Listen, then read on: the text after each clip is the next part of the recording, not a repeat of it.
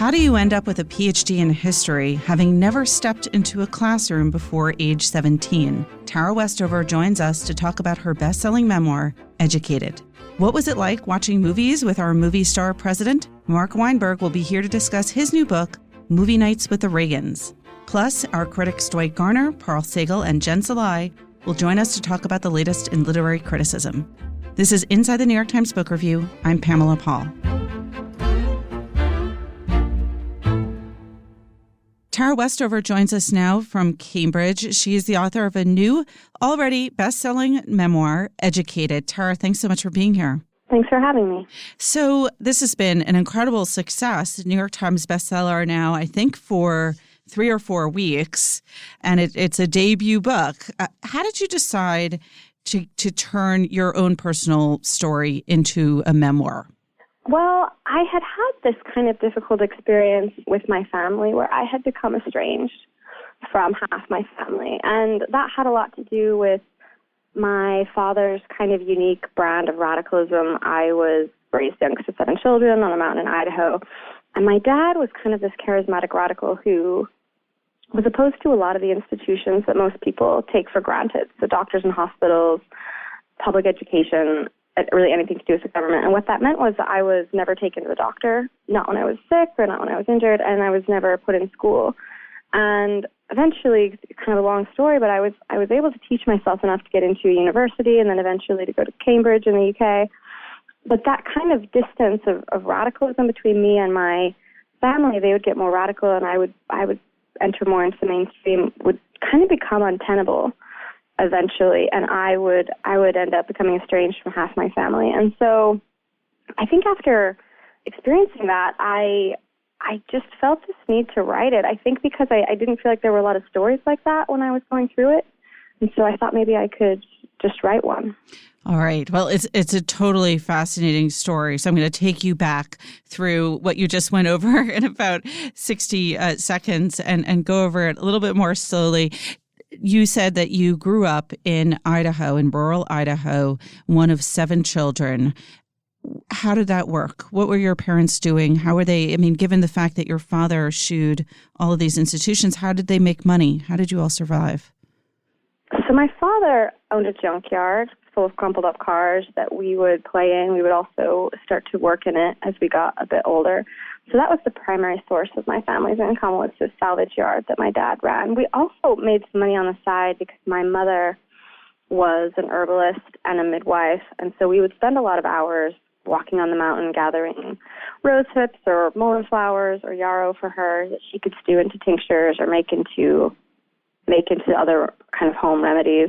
So that was how we lived financially. And then, of course, because my dad owned this junkyard, people would get injured fairly often in the junkyard, and then those injuries would be treated with my mother's herbalism. Like the time my brother lit his leg on fire in the junkyard on accident, he spilled petrol and his gasoline on his leg, and then when he lit a torch, he was just engulfed in flames, and he had 3rd-degree burns on his leg. But, because of the beliefs that my family had, we treated that at home with, comfrey and mullein flower.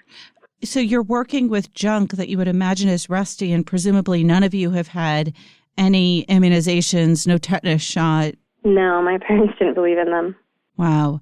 But from a certain perspective, I can imagine that some people might say, well, that sounds sort of, old-timey and romantic. Like, there you are, you're outside all day, you're collecting herbs. I mean, was there any sort of positive side to this? What did it feel like when you were in that situation? Presumably it was the norm for you.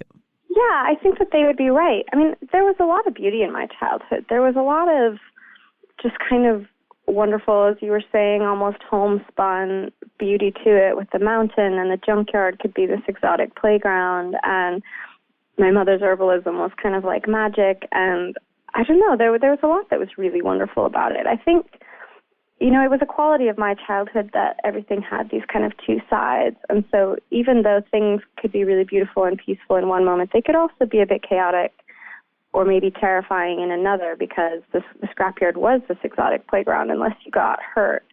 And then, I'd never been to a doctor, so it's not as though I ever felt like I was being denied medical care, because as far as I was concerned, doctors and hospitals were dangerous and they were possibly trying to do you harm, or I believed that they'd been corrupted by the Illuminati.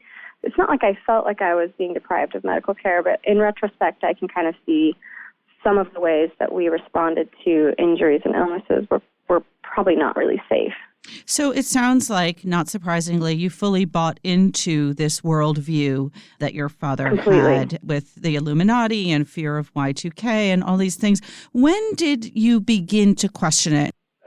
So my parents had become more radical as they got older, and I had an older brother who had been allowed to go to some years of school before he was pulled out, and then he had taught himself enough algebra, enough trigonometry, and whatever else to pass the ACT and go to college. I know it was very easy for him. He would tell me, eventually he would get a PhD in mechanical engineering from Purdue, but he would tell me that teaching himself trigonometry was the hardest thing he ever did. So it was pretty hard for him. Where did he have the time to do that, and how did he even sort of get to take the ACT? He had to fight my dad off a lot, because my dad kind of wanted everyone working in the junkyard. And then I don't know how he had the discipline. I don't know how he had the just raw intelligence to teach himself, but he did.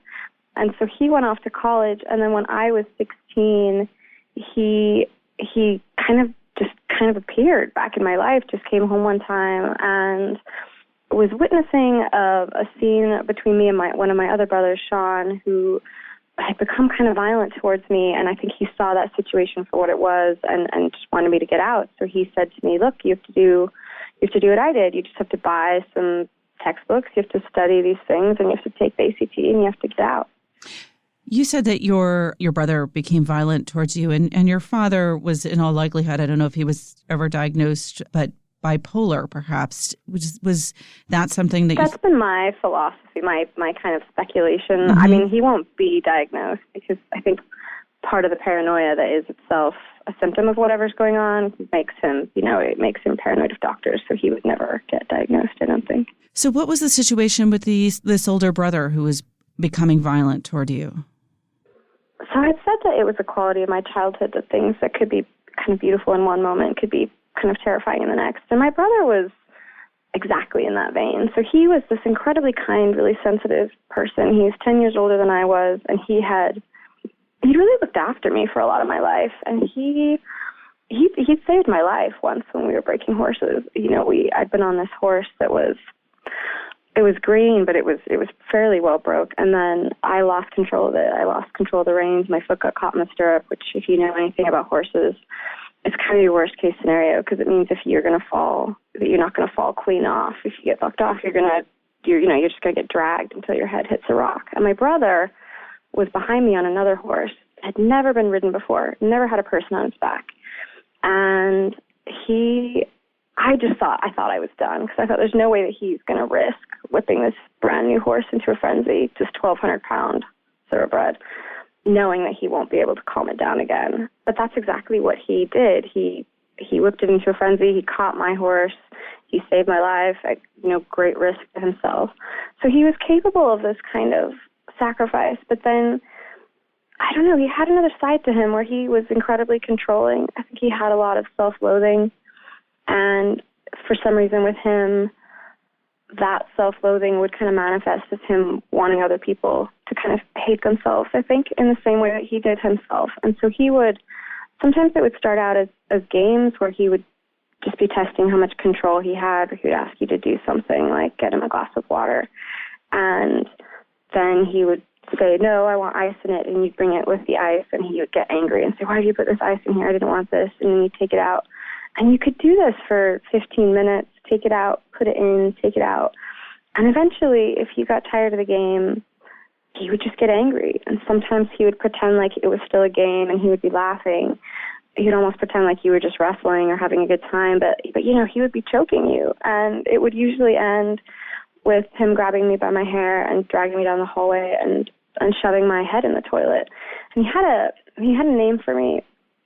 He used to call me a whore, and I was 16. And that word would just really enter into the way that I conceived of myself, the way that I thought of myself. So much so that when I was 16, I wrote a journal entry about my brother that included the sentence, "It's strange how you give the people you love so much power over you."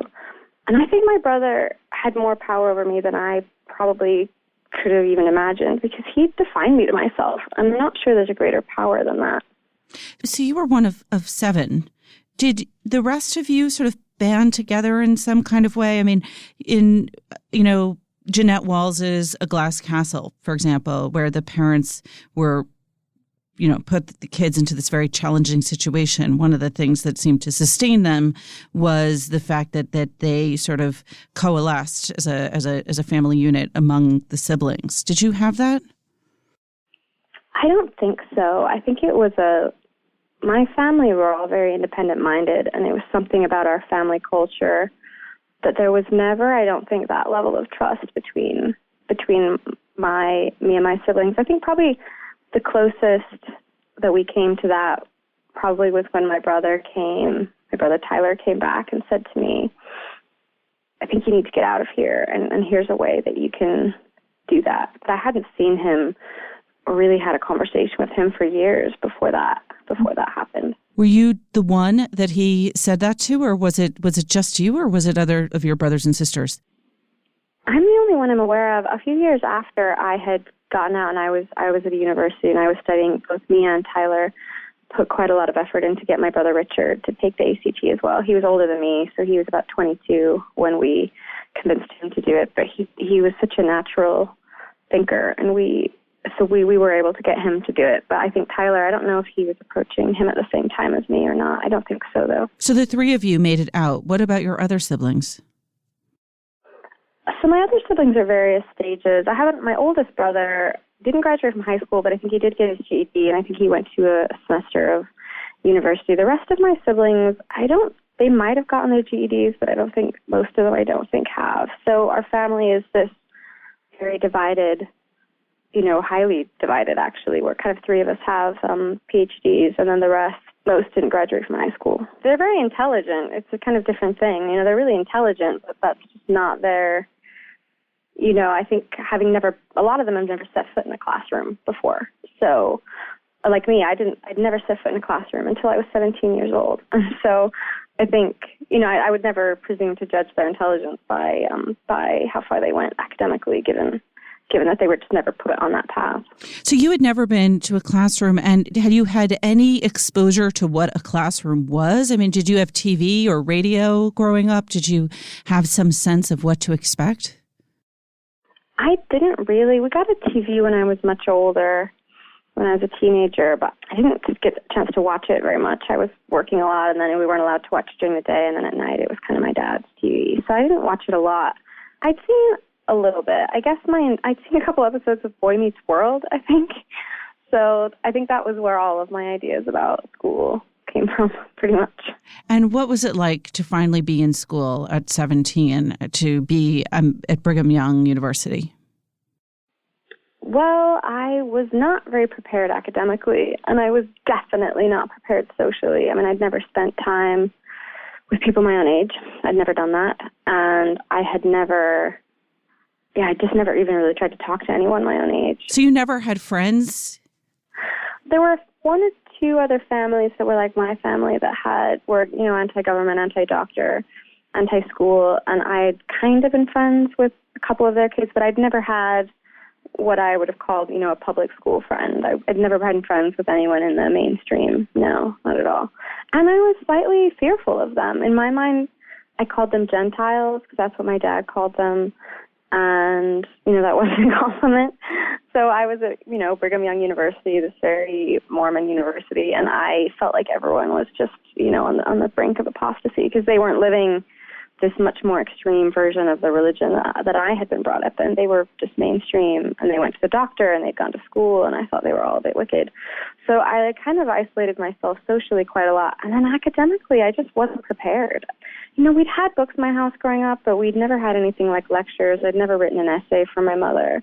I'd never taken an exam. And because I was working a lot as a kid, I just hadn't elected to read that much. I read a lot of religious texts, but I didn't know any history or anything like that. So one of my first lectures at BYU, I raised my hand and asked what the Holocaust was because I'd never heard of it. And I think that was another thing that was quite isolating because I think the other people in that classroom, they heard it as a denial. I think they heard it as, me denying the Holocaust instead of saying, oh, what is this? But I meant it really sincerely. I just didn't know what it was, and I'd never heard of it before.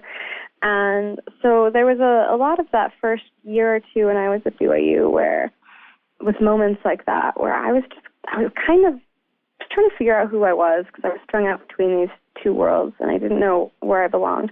And then there was a lot of just trying to come to terms with the depth of my own ignorance. At what point did you really pull away and kind of make a break from the beliefs that you grew up with? And do you feel like you have entirely let go of that? No, I think it's always slower, and you're always less independent-minded and liberated than you think you are. Every time I think that I'm kind of completely free of that way of thinking, it's kind of like throwing a gauntlet before God. I just learn I'm really not at all. But, there were moments that were important. I think after I learned about the Holocaust, I took an entire course in Jewish history.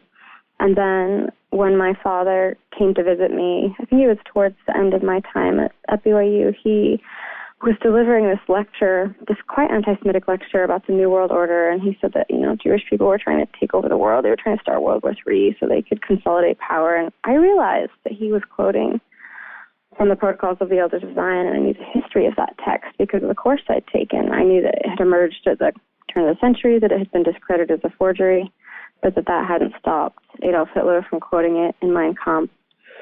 And I also knew that my father would have been horrified to be quoting Adolf Hitler. So it was kind of a reversal of our relationship. It was probably the first time where he was saying something, and I knew what he was saying, and he didn't.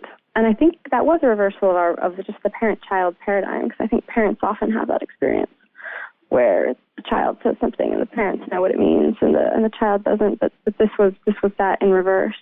And I think it was the first time I began to feel a real independence of mind from my father, that, as a child, I'd only had access to his perspective. I didn't have access to any other history or any other worldviews. I didn't go to school.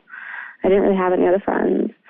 I think that was the first time that I was in that family context, and my dad was saying, this is what happened. This is what happened in history. And I was able to say to myself, not to him, but to myself, I don't think that. I think something else. And I think that ability to have a kind of independence of mind, or my own perspective, or my own understanding of the past, would really start to bleed over into having my own understanding of the present and what was happening. And that would have, I think, pretty big implications for the relationship I had with my brother. You went on to get a PhD from Cambridge. You were a visiting fellow at Harvard. Was part of that just the desire to catch up? I think that for me, once I started learning, the whole world started to take a different shape than it had before. And so there was a kind of addicting, there was something kind of addicting, I think, in realizing that when I realized all my ideas had come from this one source, and then they started to change, and I started to kind of feel myself having my own separate opinions and ideas. For me, that was just, I don't know, once I'd started, I couldn't really stop, and it had so many implications for the way that I was living my life. I'd never heard of the civil rights movement before I went to BYU, and my family was a family that had used the N-word pretty regularly. It's actually a nickname my brother had for me, my brother Sean, and I had never heard that word as offensive before. I'd never really heard it at all. I didn't even think I really thought about what it meant, even though I must have known what it meant. But after I took that course, and after I learned about the history of it and learned how recent it was, I don't know, in my mind, I guess I thought that slavery ended, and at some point we all realized we'd made a terrible mistake and weren't living up to our own ideals, and everyone had answered the call of justice, and it had all been great. And to learn that it had taken more than 100 years, and that, people I knew, my mother was a young woman when the civil rights movement happened, and realizing how recent it had been, it just really made me aware of the ways in which my family, by using that word, we were participating in this language that had no other purpose other than to dehumanize other people. And I think that for me, there was something really addicting, is probably the only word I can use, of starting to see the world really differently, and especially see my family differently. And once I got a glimpse of those things that I've been doing my whole life without knowing what they meant, the words I've been saying, it was kind of hard not to keep pursuing it and seeing where it would go. Did you immediately sort of break with your parents and say, like, how could you have done this? How could you believe this? Did you feel, at what point, I guess, did you find yourself feeling totally estranged? And has that changed, or are you reconciled at all with them now? I didn't break from them at all.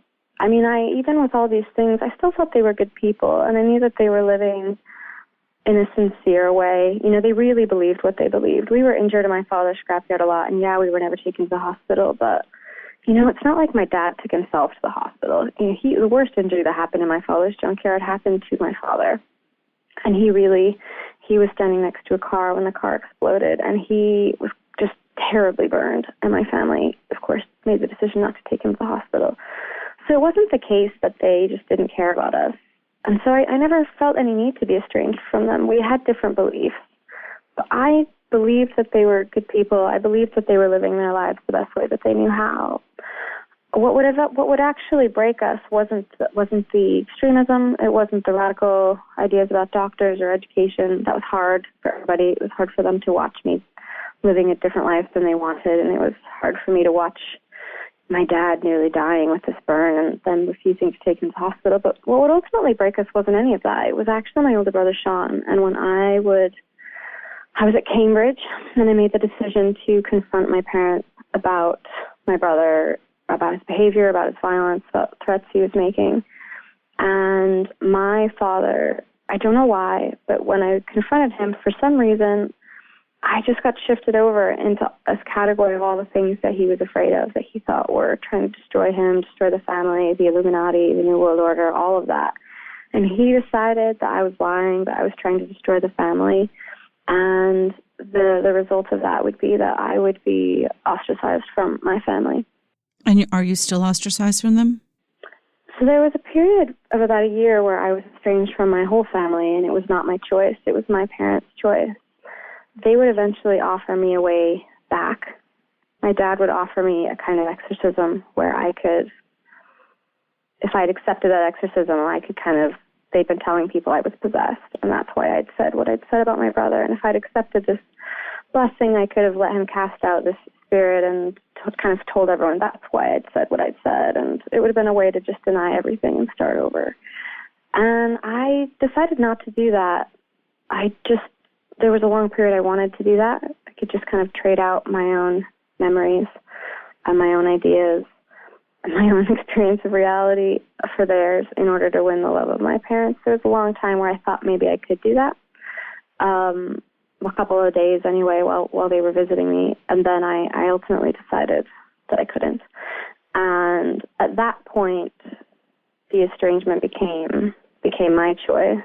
And it wouldn't be permanent in the sense that it wouldn't be all of my family. I would get back half my siblings eventually and a lot of my extended family. But for my parents and for a couple of other people, so far that's been permanent. I don't know if it will stay that way, but so far it has been. Have they read the book? Do you know? I don't know who all has read the book. I know the ones I'm not estranged from, the ones I'm close to, have read it, and they were kind of reading it the whole time I was writing it and giving me feedback and that kind of thing. Does part of you sort of hope that your parents will read it and that it'll somehow help them understand you and reconcile things between you? I think that there were moments when I was writing it that I hoped that, but I also feel like writing it, I tried to just write the story, and I tried not to have ulterior motives in terms of my relationship with my family. I guess I would say I think I'll always be watching for signs that my family culture has shifted away from enabling, away from this kind of violence, because I would really love to have them back. I would really love to be part of my family. I just can't be part of their family like that. So I think I'll always be watching for those signs, but I really try not to wait for them anymore. I've kind of tried to accept that whether or not my parents change is just not really under my power. Mm-hmm. And I'm just trying to live a full life either way. All right. Well, it's quite a buck. Already a New York Times bestseller, as I mentioned earlier. I think it would debuted at #1, which is quite remarkable for a debut memoir. So congratulations, Tara. Thank you. Thank you for being here. Tara Westover's new book is called Educated, a Memoir.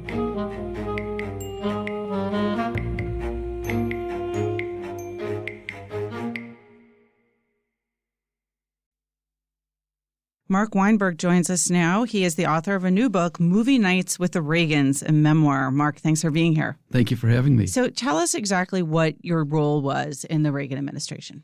Well, I started out in the campaign as a press aide. Mm-hmm. Then after the election, I was appointed to the White House staff as assistant press secretary and special assistant to the president in the White House press office. And former President Reagan asked me to come with him to California to be his chief spokesman and speechwriter. So you were with him for how many years in 10 total? plus. 10 plus. Okay. Many movies. Yes, yes. And that's the theme of this book. So this book is focused around the experience of watching, I think, 363 movies, if I have that number right. Right. I didn't watch them all, but that's how many they watched over the years. Oh, wow. How do you have that exact figure? Was there a The record White House kept? keeps records of Got it. everything. Yes, including the movies. Oh, yes. So how did you decide to write a book around this experience? Well, it was an interesting process. I didn't know that I had a book in me because there have been so many books about Ronald Reagan over the years, maybe even too many. But it finally occurred to me at the suggestion of my wife that this was a side of the Reagans nobody had seen before. This was a story hadn't been told. It was a piece of the puzzle that may be missing, and it was one that I could uniquely write because of my experience and access. I'm trying to do the math, which is a difficult skill for me sometimes. With 363 movies, 8 years of administration, do they have like a weekly movie night or more than once a week? Well, at Camp David on the weekends, which is what this book is primarily based on, we saw movies Friday nights and Saturday nights. From time to time, they would screen movies in the White House Family Theater, but generally speaking, they watched movies in their cabin at Camp David on the weekends. So I guess it shouldn't be surprising that two former Hollywood actors would like to watch movies, but that it is interesting, I mean, to have movies both nights of the weekends. Oh, yes. Oh, yes. Who decided what to watch? Pretty much Mrs. Reagan, for the most part. She was the decider? She was. I mean, they wanted to do two things. They wanted to keep in touch with pop culture, so they couldn't go to a theater. And I write in the book about what it was like to watch movies literally in their living room with a screen coming down from a ceiling, which is all they could do when they were in the White House. But they wanted to keep in touch with pop culture and know what everybody was seeing and be able to be part of those conversations. And they, from time to time, wanted to go back to what they called golden oldies of their era. Including movies that they themselves were in together. Yes, What was that like to watch the, Watch the Reagans, watch the Reagans, watch the Reagans. Yes. What was it? Hellcats of the Navy. Hellcats of the Navy. That was the only one they were in together. It forms the last chapter of this book. Mrs. Reagan told me in the last interview she gave before she died for this book that was her favorite movie. And it was just really interesting to watch them. We also watched the Knute Rockne story where he became the Gipper, and we watched Bedtime for Bonzo as well. And was he comfortable watching himself act on screen? Yes. He did joke at the end of those movies. He said, it's like looking at a son I didn't know I had. But then, with very little prompting, but some from the assembled group, he would tell us stories, behind-the-scenes stories from those sound stages as if they had happened the day before. What was the best story he told? Well, they told the story of Hellcats of the Navy, how every time Mrs. Reagan tried to do a romantic scene bidding farewell to his character, she would cry, and they'd have to cut. And then she would start to laugh, and they would do it again, and they would have to cut. And it finally took 2 or 3 times for her to get those scenes right. So Nancy decided what the movies were going to be. And did Ronald Reagan always agree with her choices? Did they differ on what kind of movies they wanted to watch? Well, I think they probably discussed it at home before the selections were made, but she took the lead in that. They also got recommendations from former staff and present staff and people in Hollywood. And what genres did they gravitate towards? Like, what was their favorite thing to watch? They liked big, robust, wholesome, fun comedies that you could be entertained by and that you didn't have to worry about the language or any of the scenes. And he liked big, muscular, pro-American military movies. Okay. So the latter I could definitely associate with the 80s. But in terms of comedy in the 80s, a lot of those movies were, I would say, more edgy than wholesome. Like Not Ferris Bueller's Day Off. Not Ferris Bueller's Day Off. That was one of their favorites. Wow. Interesting. Yeah, Did they ever watch things again? Like say, we want to go back and see Ferris Bueller's Day Off? No, not really. We may have watched one of his movies more than once. I'd have to go back and look at the log. But there were enough movies back in the 80s that they could watch two different ones on the weekend, especially if they mixed it up with a golden oldie. Although now I'm thinking Ferris Bueller's Day Off maybe wasn't so wholesome. He like cut school that day, well, right? he played hooky, but there were no over the top, in the Reagan's views, scenes about sex or drugs or violence or things of that kind. And it took place in Chicago, Mrs. Reagan's hometown. And they sang Danke Shane, Wayne Newton's favorite song. And it was just a fun movie. They also liked Back to the Future. How could you tell when they liked something? Like, did they talk about it during the movie? Never. Talked during the movies? No. When the screen came down, I described this, their eyes went to that screen, didn't leave the screen, and unless they laughed, there was no audible sound. After the movie, when the group gathered at the little fireplace in their cabin, they would tell you what they thought. Oh, interesting. And did they, was there a kind of established way that worked? Like the president, the first couple would weigh in first and then everybody else would talk? Or how did that work? Yes, but not because he wanted to. We usually yielded to him, and what he would do, and I describe this as ritualistically, at the end of every single movie, the first thing he would do before standing up from the couch is look at his watch and note the running time. That's the old Hollywood man in him. Then he would stand up, we'd all move toward the fireplace, and he would say something, and then people would join in the conversation. What was the highest compliment? How would he phrase it? Well, we really enjoyed that. That's the kind of movies that they should be making. Interesting. Well, so what movies, what else other than Ferris Bueller? Top Gun. Top Gun. Like Top Gun. But not the sex scenes. No, those were a little uncomfortable for them. But the Rocky movie, because the American beat the Russian. Right. Oh, God, Book 2, they were amused by that because it starred their old friend George Burns. They didn't have high praise for 9 to 5. I can imagine what they objected to, but tell me specifically. It was the scene where the 3 female leads were smoking marijuana. Right. Most people think it was because of Jane Fonda, but we saw more than one Jane Fonda movie there, and I don't think it would surprise you if I had said, well, Ronald Reagan had a rule, no Jane Fonda movies. But he didn't. There were no political filters for the movies. So they didn't have any rules, like, we don't want to see any of this kind of movie? Or Well, they wouldn't see gratuitously sex, X-rated or R-rated. Right. Maybe an R-rated, but if it was a known film for that, they wouldn't see it. But not on a political basis. We saw several Jane Fonda movies. They watched movies to connect with Hollywood, disconnect from Washington, relax, and be entertained. And wasn't he famously taken with War Games? The other big Matthew Broderick movie of the 80s? War Games was one of the few movies that I saw that actually had a sobering impact on him because as hard as he was working on his end with Gorbachev to rid the world of nuclear weapons, or at least reduce the threat, this was a movie that introduced the possibility that something could happen despite their best efforts. And that was very sobering to him. And the room, as I describe in this book, was uncharacteristically quiet after that movie because no one quite knew what to say. And I found out later when I went back and researched that he actually asked some of his advisors, could that really happen? It troubled him. So when you went back and you looked at his letters and his diaries and other records, did that sort of bring out more about his reaction to these movies overall than you knew at the time? Yes, although I remembered, I kept some notes, not a diary, but I kept some notes, and I remembered well, and I looked at pictures that prompted it. But I went back, for example, Hellcats of the Navy. I went back and wrote and watched, saw what he wrote about that. And he wrote, last night we saw Hellcats of the Navy starring NDR and RR.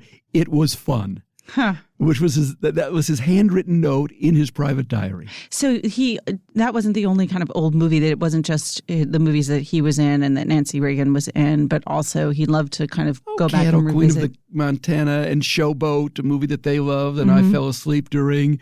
And you have a funny story about that. What did he say? I do. Well, Cattle Queen of the Montana, with all due respect to Howard Keel, was to me a boring movie, and I was tired. And the lights were lowered in Aspen Lodge, and I fell asleep. I just dozed off. Miraculously, I opened my eyes just as the lights were coming up and the movie was over. Everybody goes to the fireplace, comments on the movie, except for me. I had nothing to say. And I thought, I got away with something. Just as I was walking outside the cabin door, the president taps me on the shoulder and said, "I'll bet you were pretending it was a cabinet meeting." And he knew that I had fallen asleep. Wow. So he was like looking around and kind of seeing other people's reactions. Every once in a while. I think when they brought out the refreshments is when he looked around. Who else was in the room? The Reagans, of course, their personal physician and sometimes the personal physician's wife, the personal aide, the helicopter pilot, the camp commander, and me. And why you? Well, I was the press aide in attendance, and I asked Mrs. Reagan about this in that final interview. I said, how did movie nights come about? Why did you invite everybody? You could have just been by yourself with your husband, and nobody would have minded. And she said, well, we were showing the movies anyhow. It seemed like the thing to do. They wanted to share, and they had the space. Did they occasionally invite other people in? And was that considered a kind of privilege or honor to be part of that? Every once in a while, they would have like the White House Chief of Staff, Jim Baker, Ken Duberstein, or the Deputy Chief, Mike Deaver, Paul Exalt, their friends, and occasionally family members, Ron and Doria, Maureen and Dennis. But 99% of the time, no. And we made a point of trying to keep those weekends private and for just them. They didn't invite members of Congress or political friends or foes. Did they ever turn something off? Just be like, this isn't for us. We don't like this. Turn it off. No, but they came close once What to was A the Kiss movie? of the Spider Woman, which had been recommended to them by a former staff member. Well, they suffered through the movie, and at the end, again, uncharacteristic silence. No one knew what to say. We all knew it wasn't for them. And the president stood up and said, I wonder what the heck has gotten into, and he said the name of the person recommended, since he went into the private sector. And that was his way of saying we just didn't like that. What was it that they really didn't like? It was graphic. It had sexual innuendo. It wasn't wholesome. The Reagans were about wholesome and entertaining movies and not deep, depressing stories. They weren't prudes, and they didn't. It's not as if they didn't want to be intrigued or made to think. I mean, heck, they cried at E.T., but those kinds of movies just crossed the line from them from an entertainment to a different situation. Did they openly cry? Did they try to cover it up? Was it a... They had tears in their eyes at the end. They weren't, bawling, but they were touched by it. So in their reactions to the movies they watched, was it visible? Was he a big laugher at scenes? If it was funny, they would laugh. Yeah. Absolutely. They never talked to each other, though, during the movie. They didn't whisper or gossip or anything like that. Was it kind of an unstated rule that, you do not talk during the movie? It would just have been rude, so no one did. Which is different, because when I go with my wife to the movie, I miss half the lines of, what is that? Who is that? And remind me. But it didn't happen to the Reagans. Afterwards, during your conversations, did you get the sense that you weren't just with random viewers and you weren't just with the first couple, but you were also with former film professionals? Right. Did they talk about the mechanics and the production quality? Yes. They had very fond, specific, and vivid memories of what it was like to make movies. President Reagan, as you know, served for 2 terms as president of the Screen Actors Guild. And they did talk about how they, faked a fight scene, or what it was like when the chimpanzee and Bonzo wouldn't cooperate, and how they had sets off of the Warner Brothers lot or the MGM lot. They were students of the craft.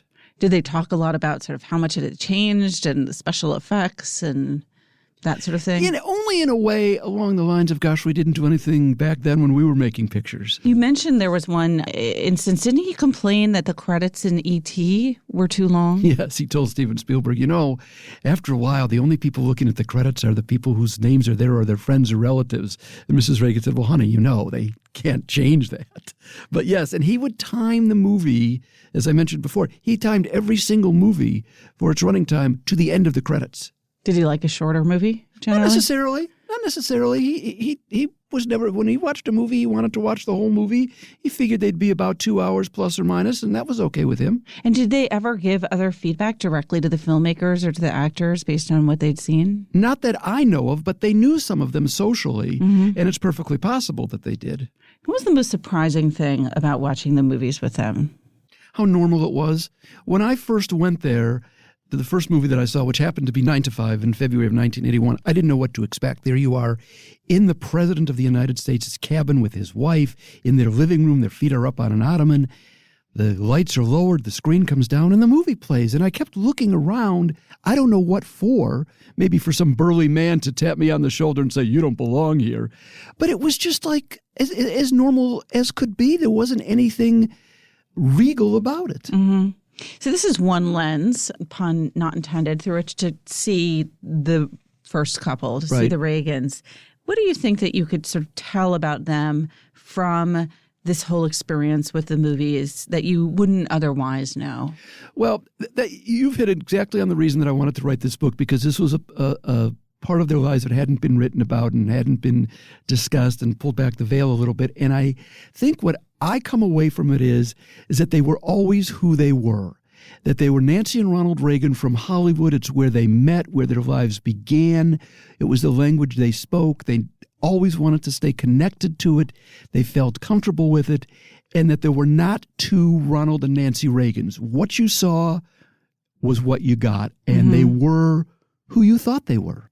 You know, presumably, since you were watching 2 movies a week with these same 2 people week in, week out for 8 years, you didn't probably watch a lot of other movies on your own during that time period. I didn't. When you had left the administration and you started watching movies again that you chose and for your own kind of pleasure, did you find yourself thinking like, well, what would Ron and Nancy think about this? After I stood in line and bought my ticket and paid for the popcorn and sat in a sticky seat in the middle of the theater, I thought, it was better in Aspen Lodge. But I thought, yes, I wonder what they would think of this movie. For example, Titanic. I don't know if they ever saw it, but when my wife and I went to see it, I thought, they would love this because it's a beautifully made picture. All right, one final question, not a movie question, but you were with the administration for a long time and then with Ronald Reagan after he left office. What is your fondest recollection from your time working with the Reagans? We were on a flight on a small private plane to somewhere, probably a paid speaking engagement or a appearance at a college, and there were some goings-on in the cockpit, and I got nervous about it, and the president said, "They're fiddling around with a red light up in the cockpit. I don't know why we're not taking off." And I said loudly to him, "Sir, could you please stop that?" And he looked at me and said, "Well, what's the matter?" And a Secret Service agent said to him, "Sir, Mr. President, Mark is a nervous flyer." At which point he put his hand on my arm and said, "So am I. And here's what I do to guard against it. I have lucky cufflinks."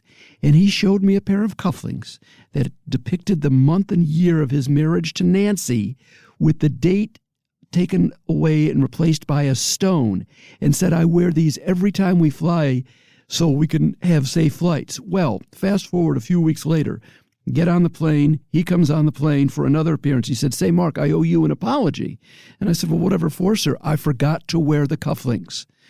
Well, wouldn't you know it, we did have turbulence. And I said to him, "Couldn't you have told me after we got home?"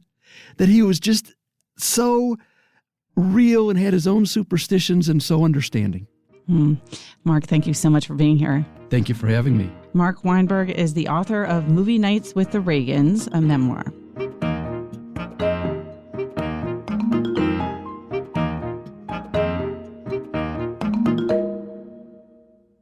Joining us now, our critics, Dwight Garner, Paul Sagal, and Jen Salai. Hi, guys. Hi, Pamela. Hey, Pamela. So let's go through the week, starting with Dwight. You reviewed on Tuesday Leslie Jamison's new book.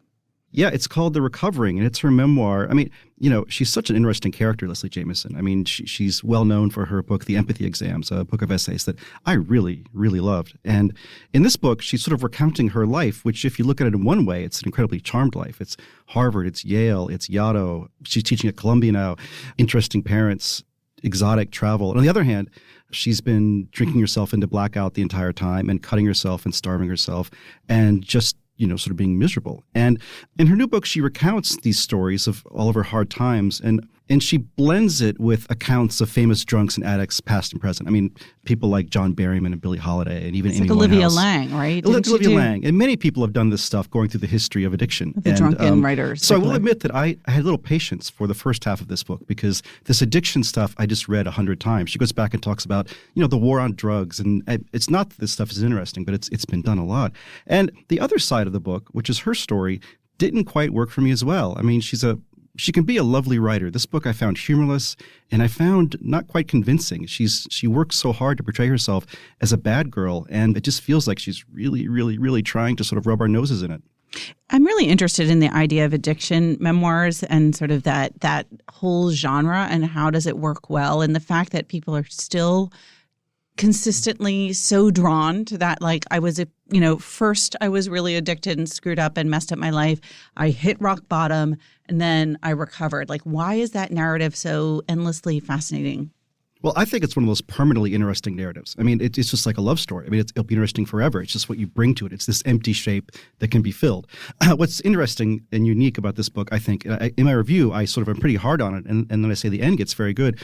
What's unique about this book is the most addiction memoirs get really dull in their second halves because people find God and they stop dancing on tables. And Lit by Mary Carr, exactly, right? Like it's exactly. so great when she's... And frankly, I'll admit it. I'm addicted to madness in stories of people acting wildly, and just because I grew up in kind of a really tidy household, so I'm attracted to the Who's Afraid of Virginia Woolf kind of madness and arguments and fights. And that's what you get in the first half of this. And normally the second half of these books is really dull because they find AA and God and blah, blah, blah, blah, blah. But in this case, she's a really attractive and compelling, my least favorite word, compelling. Would you call it deft, Dwight? Definitely lyrical. Anyway, she writes so well about AA. It's incredible. Yeah. And her research about addicts' past becomes interesting as well because it turns out she did her dissertation at Yale on writers post-recovery. Mm-hmm. And so she has this great information that she saved for the second half of this book that's far too long. But I think just also to go back to your question a little bit, like why this is endlessly interesting for writers. I mean, I think that one of the things that like AA and places like AA do is you write a different story for yourself, So it is treated like a narrative problem. This was the story about what you want. And I think like Leslie Jamison's book especially, which I only sort of like thumbed through, but there is definitely that feeling of she's in pursuit of a story for herself and she's attracted to glamour and she's attracted to all of these things. And this is the kind of narrative she's trying to bring to life. And then when you go into AA, then you have to write a different story about what were those years like? What did they mean? What was I in pursuit of? And what am I in pursuit of now? So it becomes a sort of interesting narrative challenge as well for the writer. I was just reading an essay that was about a TV show that I've never actually seen. I don't even know if it's still on, called Intervention. So it was like two steps. Obsessed with Intervention. Okay, so now I'm going to ask you about it. Because it's not a good show. But what was fascinating is the writer admitted that it wasn't a good show, nonetheless watched it compulsively. And I, reading him writing about this show that I've never seen, was also like totally drawn in. And he even says explicitly, like, every story is essentially the same. The person is sort of, confronted in the living room or whatever it is and is defiant. And it's just like there are certain steps that all of these stories take. Yeah. And I think that like also the way that the stories are shoehorned into a similar shape, right? There's the childhood abuse and there's this and it's sort of it forms a very familiar narrative structure and an old narrative structure of salvation and from chaos into order and from all of these sorts of things that I think are in our DNA a little bit. Well, your review, Dwight, of Leslie's book was not entirely positive, and I think she's been a kind of critical darling, but this book has had pretty mixed reviews.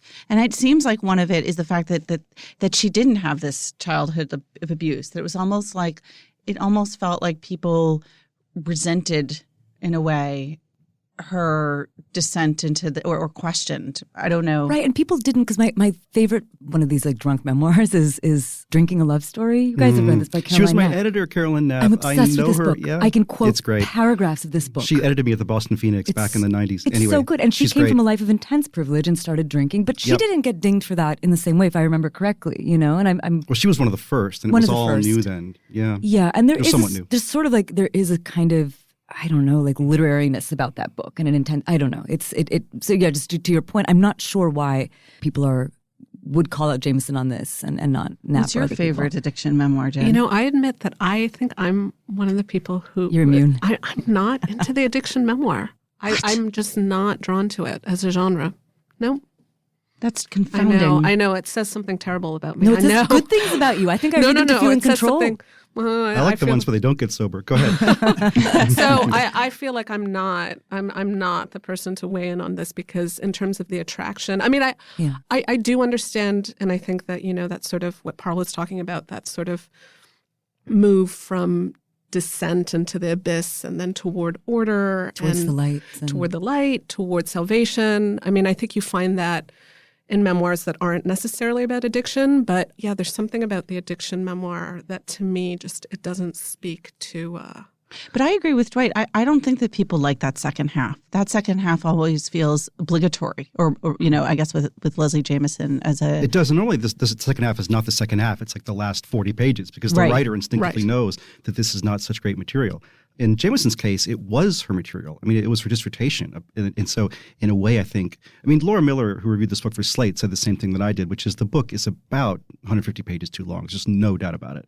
And I think maybe subliminally she knew, as some writers do, that we don't quite have the material heft can sort of indicate this kind of seriousness that maybe the book lacks intrinsically. Just, Dwight MacDonald, I think, said that it's hard for reviewers to criticize a really huge book because everyone, it was this implied sense that, oh my God, they work so hard. We have to give them a break. And this book is so long and there's so much filler in it that actually reading it, what I wanted to do, there's so many good lines here and there that I wanted to pull them all out and make a John Berryman-like poem out of them. Because if you took all of her great observations and stacked them up like into a 3-page poem, it'd be great. Because she has a lot of cool things to say about all kinds of topics. Jen, it seemed like your book was the opposite because I could not believe how much there was in that story of Chang and Eng. Oh, yeah. I didn't know. Yeah. I mean, it was interesting because I reviewed Inseparable by Yun-Te Huang, who is an English professor who also wrote a book about Charlie Chan.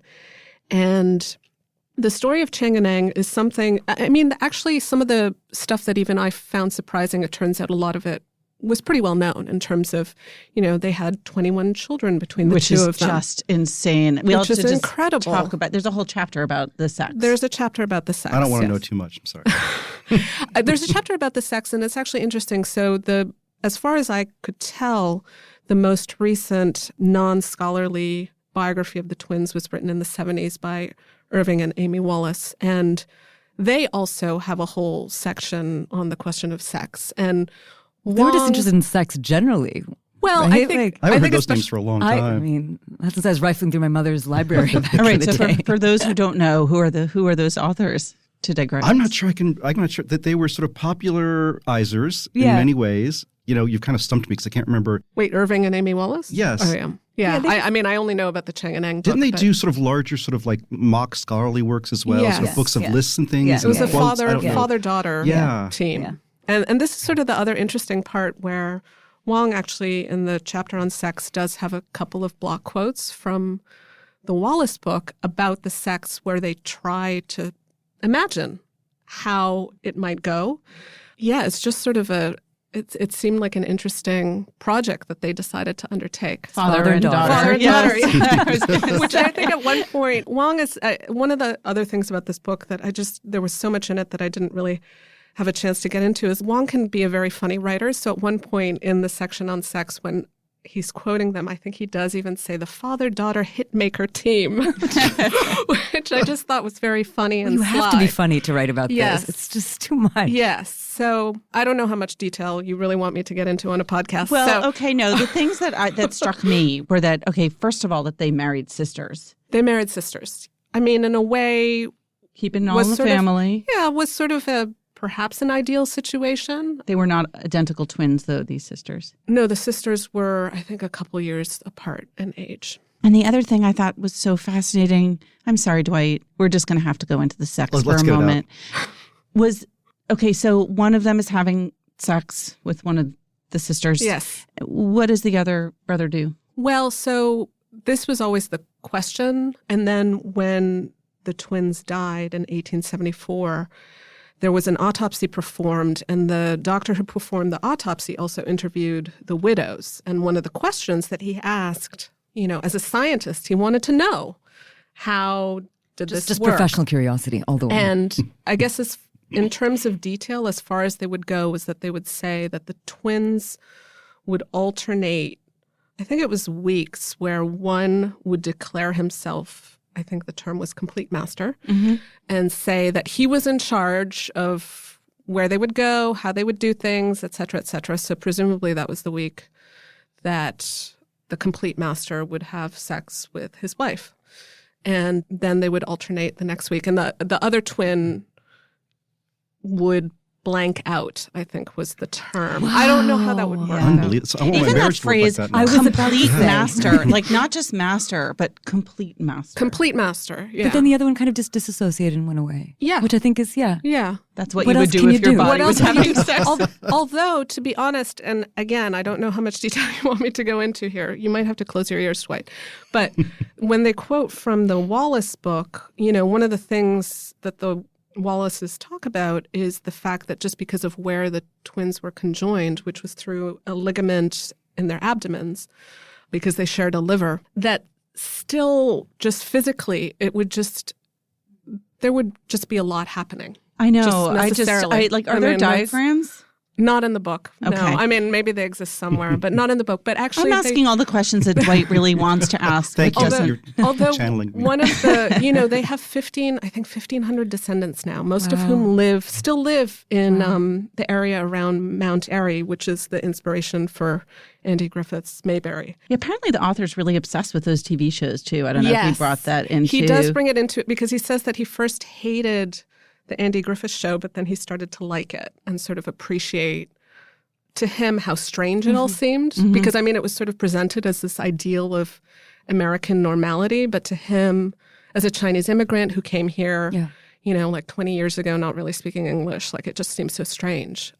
I feel like I lost my train of thought. We were talking about sex and now it's Mayberry. But anyway, the Mayberry stuff, in terms of connecting it to the myth of Mayberry, which is a short epilogue at the end of the book, is just fascinating because Wong himself goes for his research. He goes to Mount Airy and visits the Andy Griffith Museum, and in the basement there's a Chang and Eng exhibit. He himself, as an English scholar, is just sort of able to draw all these sort of interesting and disparate connections together. And he also does another thing I just didn't have room to get into. He does also bring in a lot of literature that mentions conjoined twins, like Melville, Poe. So it's like an American story too. Yeah. So there's the racial stuff is just completely fascinating. Yeah. But what I want to ask is, you mentioned twice now the stuff that you couldn't fit in. And I'm curious about that challenge, especially when you're writing, I imagine, about nonfiction, where there's just so much information. Do you write a much longer version and then kind of chop it down, or how does that work? I think it depends on the book. I think with this one, there were a couple of paragraphs where I mentioned some other stuff, and I was just like, I can't. There's just no way. Because you filed this long too, right? Yeah, this was a little bit long, so I think it was about 100 words longer than I usually get, but there was just a lot of stuff, so I tried to keep it to, I guess, the most salient bits of information that I thought that people might find interesting. For this book, it was tough just because their lives took so many unexpected turns. And also then there are all these issues that were raised in the book, like the idea that, and you mentioned this, but the fact that they were Chinese minority, ethnic minority, ethnic Chinese minority from Thailand, which actually is by and large not an oppressed minority, but a more at least financially powerful Chinese, minority. yeah. And then they came here and despite their treatment by white America, went on to be oppressive pro-Confederacy Southerners. Yeah.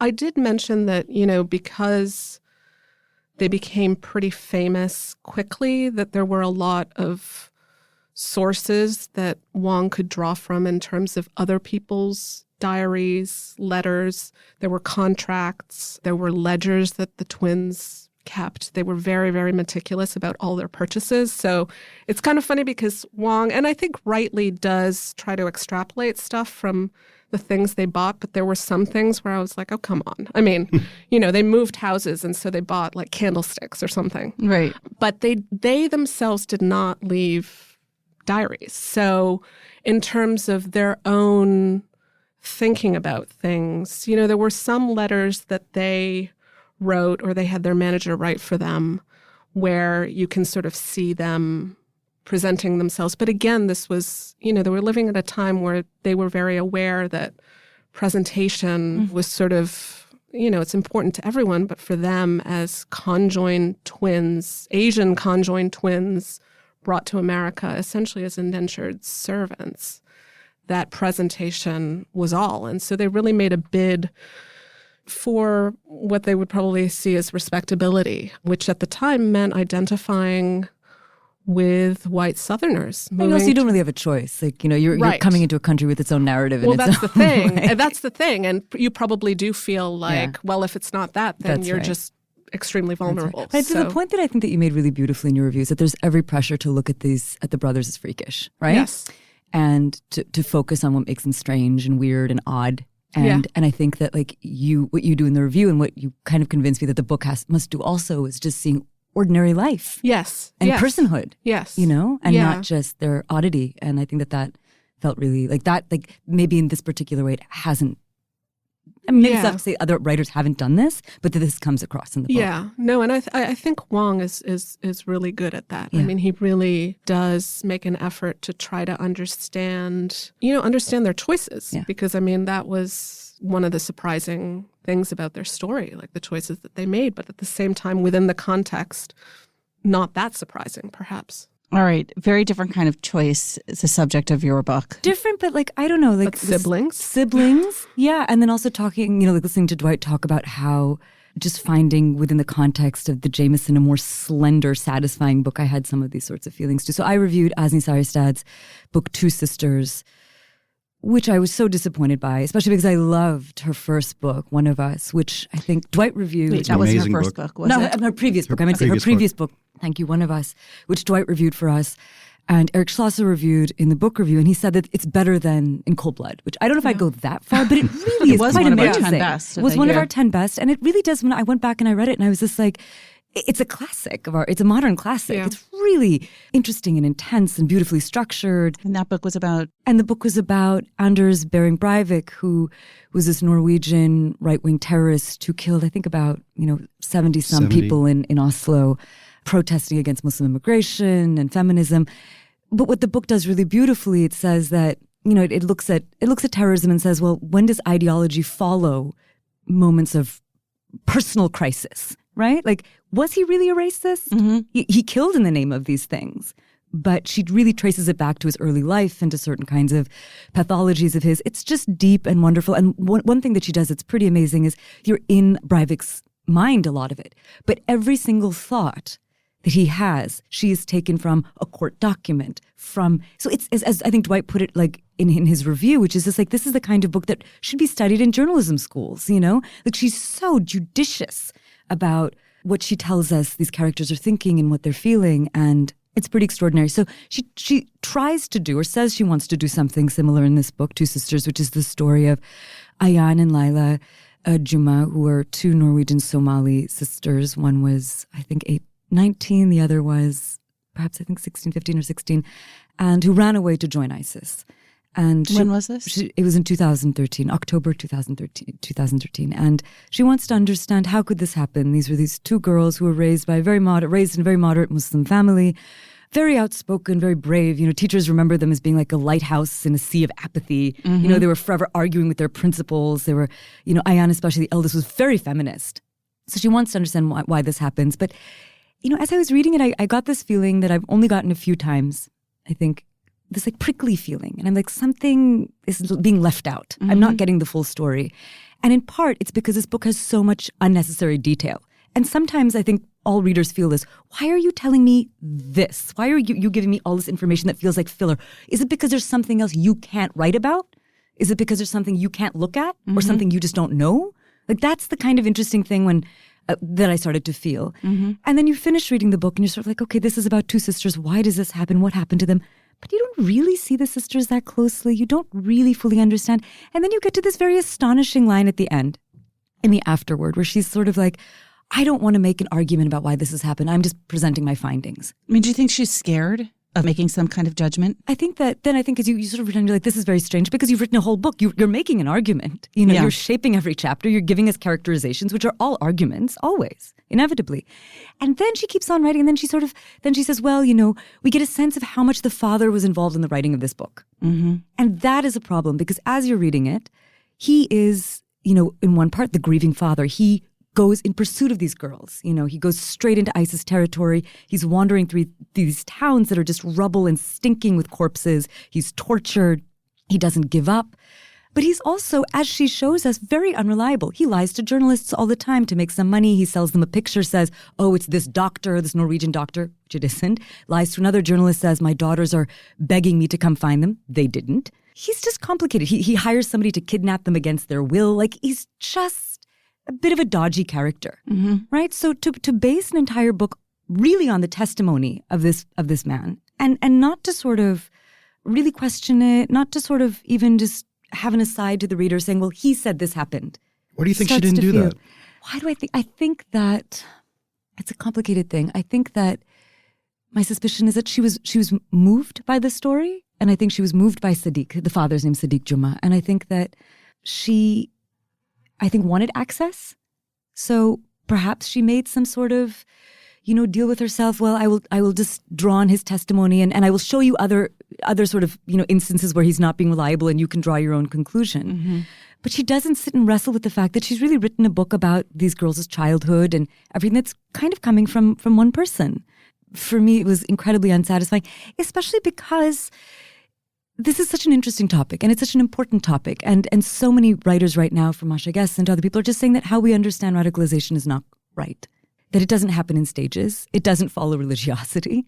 And it really does follow personal crisis. It does follow these, so it behooves us to listen to these people, to listen to these stories, which she does in her previous book. It's landing at such an interesting time because there was just this whole story that came out about the shooting at the Pulse nightclub and about how we misunderstood that entire narrative, perhaps, that it was sort of read as something that was more about homophobia than it was about other things. No, I think that's right. And I think, so this was, again, talking about moments where things we had to leave out of reviews. So one thing I did touch on in an earlier draft, unnecessarily overlong draft, was the legal trouble she'd gotten into with a previous book, The Bookseller of Kabul, where she'd gone and spent many years living with a family and written this very honest, sort of scathing portrait of the family patriarch. And he went on to sue her. 7 members of the family went on to sort of say that they were going to bring cases, about defamation. And they said that we had to leave Afghanistan and move because you revealed too much about our sex lives and choices. So part of me did wonder, are you wary now? Even though those cases were thrown out, but it was 8 years of wrangling. Interesting. So is it something like that now you want to be very, very scrupulous and make sure that Sadiq Juma approves everything you've written about his daughters and everything you've written about him, and you're not going to get into it a little bit? That is really interesting. Yeah. I'd like to read a piece about that. Thanks, Dwight. All right. Assignment made. Okay. Carl, Dwight, Jen, thanks for being here. Pamela. Thanks, Pamela. Remember, there's more at nytimes.com/books, and you can always write to us at books@nytimes.com. Inside the New York Times Book Review is produced by Pedro Rosado from Headstepper Media. Thanks for listening. For the New York Times, I'm Pamela Paul.